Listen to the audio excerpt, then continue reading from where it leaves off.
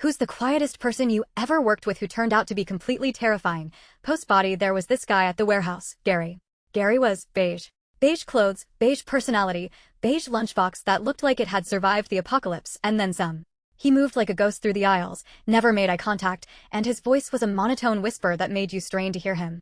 We all figured he was just perpetually over-medicated or maybe just born without any volume control. His defining trait was his sheer, unadulterated lack of presence. The first time it was odd was when we were doing inventory.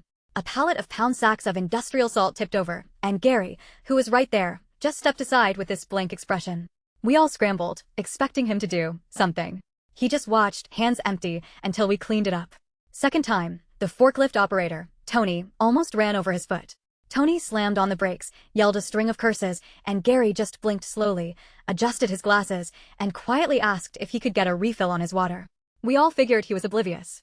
The third time, a full pallet of metal shelving units started to slide from the top rack. It was a death sentence for anyone underneath. Everyone scattered.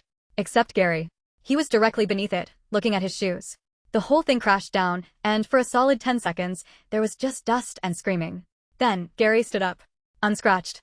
Not a speck of dust on him. He just looked around, a faint frown on his face, and said, "Well, that was inconvenient." That's when Brenda from HR, who usually only showed up for mandatory sexual harassment training, walked over. She calmly asked Gary if he was all right. Gary nodded. Then Brenda, in a voice that could curdle milk, said, "Good. Because the paperwork for your incident is due by 5, Mr. Volkov." Gary's shoulders slumped, and he actually looked annoyed. "Fine," he whispered, and pulled out a worn leather-bound notebook and a pen that looked ancient. He started scribbling, and as he wrote, the air around him seemed to hum.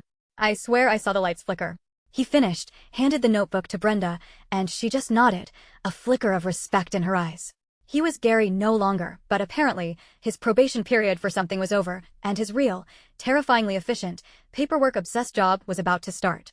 Brenda then explained, in hushed tones, that Gary wasn't just an employee, he was a high-level auditor for a shadowy regulatory agency that dealt with, and I quote, "unapproved existential anomalies."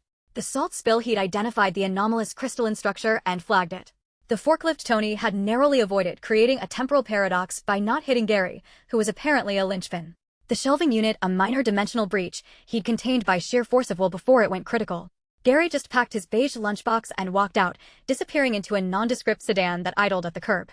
Last I heard, he was auditing a haunted lighthouse in Maine.